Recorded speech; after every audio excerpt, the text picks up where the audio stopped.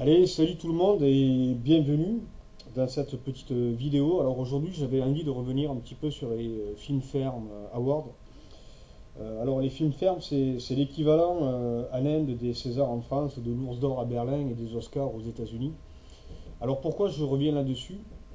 Ben, c'est tout simplement qu'en regardant les films de SRK et Kajol, je me suis rendu compte de quelque chose et finalement, en me penchant un petit peu par la suite sur les récompenses qu'ils avaient respectivement gagnées, je me suis rendu compte que cela venait finalement complètement appuyer ce que je pensais, quoi.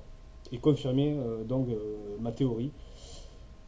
Et ma théorie, c'est la suivante, c'est que bon, c'est d'excellents acteurs, ça y a aucun doute possible. C'est juste que j'ai remarqué que même au sein d'un même film, quand ils avaient des scènes ensemble et des scènes où ils n'étaient pas ensemble, je remarquais qu'il y avait une différence d'intensité. C'est-à-dire que quand ils jouent ensemble, quand ils ont des scènes ensemble, ils sont capables d'élever leur niveau de jeu.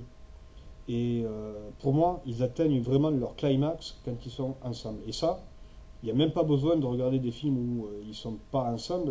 Au sein même d'un même film, je l'ai constaté sur quasiment tous les films qu'ils ont fait ensemble. Donc maintenant, si on regarde un peu plus en détail pour SRK, on se rend compte qu'il a gagné 13 prix d'interprétation masculine.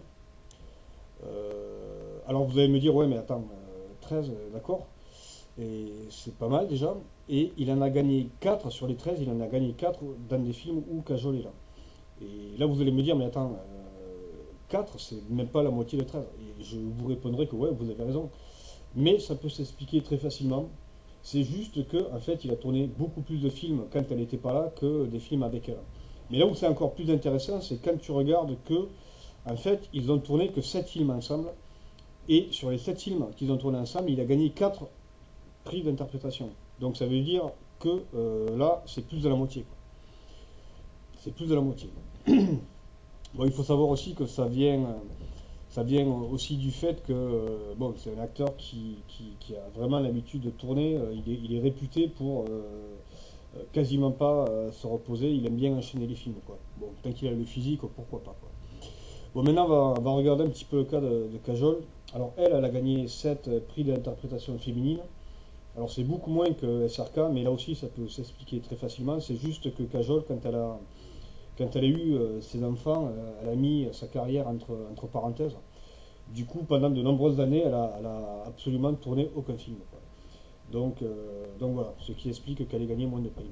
Mais là aussi, c'est super intéressant et je dirais que c'est encore même plus flagrant que pour le cas de Shah Rukh, c'est qu'elle a gagné 4 prix d'interprétation dans des films où il est présent et 3 dans des films où il n'est pas là. Donc là, encore une fois, ça fait plus de la moitié des prix qu'elle gagne avec lui. Donc ça vient confirmer ce que je pensais et je suis assez curieux de voir la suite des événements les concernant parce que c'est vrai que le dernier film qu'ils ont tourné ensemble remonte déjà à 2015, donc on est en 2021, ça fait 6 ans.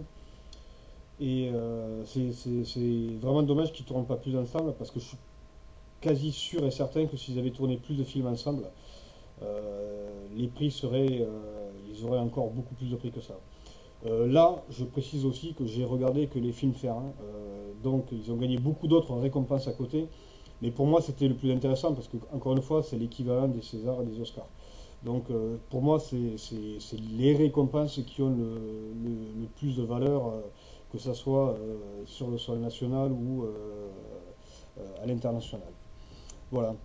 Bon, bah écoutez, je vous remercie de m'avoir écouté jusque-là et puis je vous donne rendez-vous très bientôt. Je pense que sur la prochaine, je vais revenir un petit peu sur leur filmographie en commun et vous donner un petit peu mon classement des films qu'ils ont tournés ensemble. Allez, bonne fin de journée et à la prochaine. Ciao, ciao.